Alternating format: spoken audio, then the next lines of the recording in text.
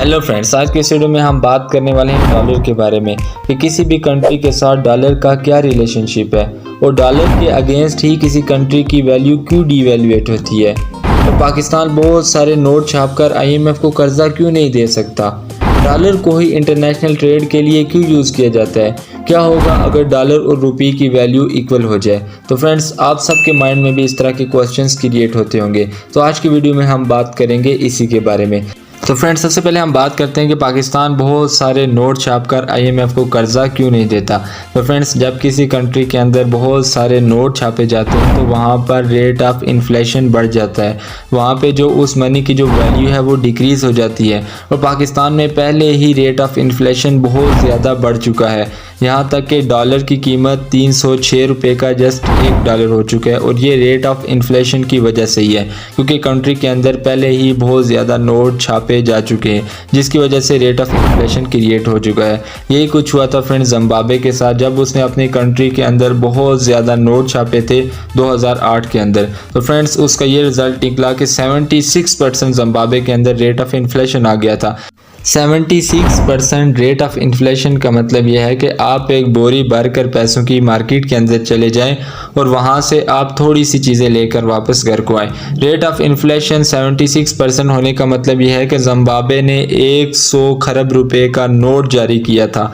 इतना ज़्यादा rate of inflation Zimbabwe के अंदर आ गया था और यही वजह है कि पाकिस्तान के अंदर भी अब रेट ऑफ इन्फ्लेशन बहुत ज़्यादा बढ़ चुका है और 50% के करीब है और 50% से हाई होगा तो ये हायर इन्फ्लेशन के अंदर चला जाएगा।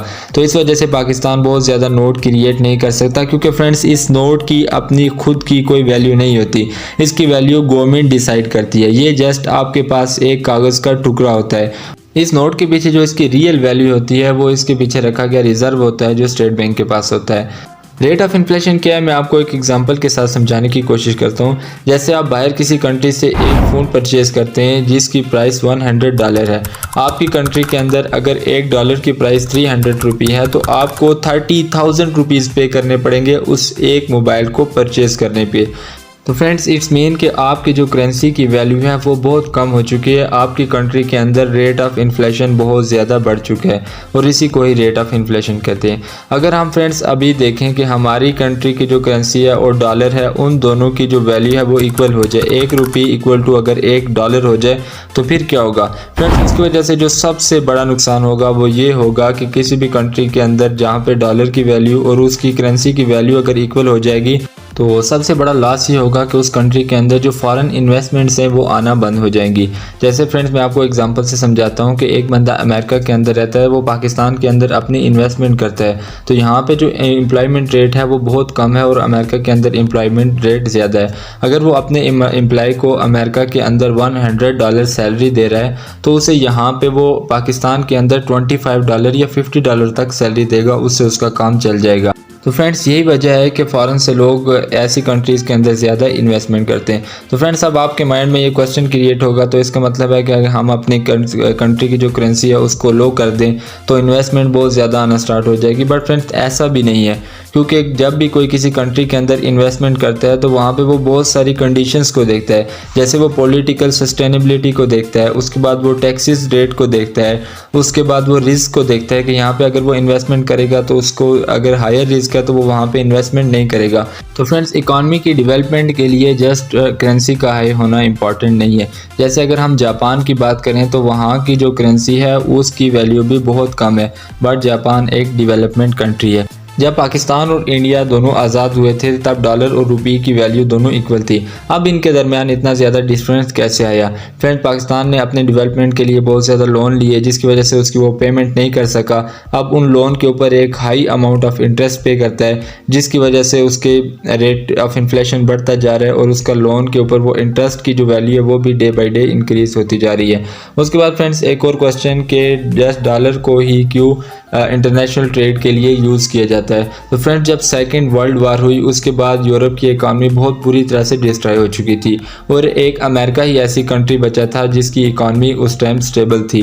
तो वहाँ पे 44 कंट्रीज़ ने मिलकर ये डिसाइड किया था कि किसी भी कंट्री को जब हम पेमेंट करेंगे या इंटरनेशनली जब हम कोई पेमेंट करेंगे तो वो हम डॉलर के अंदर करेंगे। तो वहाँ पे वर्ल्ड बैंक और IMF को भी बनाया गया था कि जो जिन कंट्रीज़ की जो इकानमी डिस्ट्रॉय हो चुकी है उनको IMF और वर्ल्ड बैंक लोन देगा उसकी सस्टेनेबिलिटी के लिए। इसी तरह पाकिस्तान ने भी बहुत ज़्यादा लोन लिया IMF से और अपनी इकानमी को स्टेबल करने के लिए, बट वो डे बाई डे और ही उसका बुरा हाल होता गया और इसी वजह से IMF जो लोन देता है वो डॉलर में ही देता है और जो पेमेंट रिसीव करता है वो भी डॉलर में ही करता है। फ्रेंड्स, अगर किसी कंट्री की इंपोर्ट ज़्यादा है और एक्सपोर्ट कम है तो इंपोर्ट जब वो किसी बाहर की कंट्री से कोई चीज़ अपनी कंट्री के अंदर मंगवाता है तो उसको वहाँ पे भी डॉलर में ही पेमेंट करनी पड़ती है। जब उस कंट्री की इंपोर्ट ज़्यादा होंगी तो उसको जब डॉलर में पेमेंट करना पड़ेगी तो उसकी कंट्री के अंदर से डॉलर की शॉर्टेज हो जाएगी। इट्स मीन दैट कि डॉलर की डिमांड बढ़ जाएगी। जब डिमांड डॉलर की बढ़ जाएगी तो उसकी वैल्यू इंक्रीज़ हो जाएगी और उस कंट्री की जो करेंसी की वैल्यू है वो डॉलर के अगेंस्ट डिक्रीज़ हो जाएगी और ये वजह होती है डिवैल्यूएशन ऑफ करेंसी की।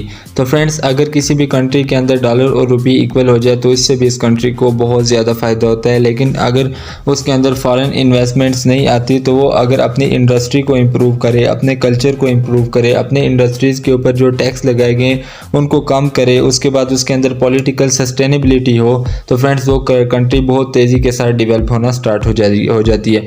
तो फ्रेंड्स, ये थी आज की वीडियो। अगर वीडियो अच्छी लगी हो तो वीडियो को यार लाइक कीजिएगा। अगर आप ऐसे ही शॉर्ट और इन्फॉर्मेटिव वीडियोस देखना चाहते हैं तो मेरे इस चैनल को सब्सक्राइब कीजिएगा।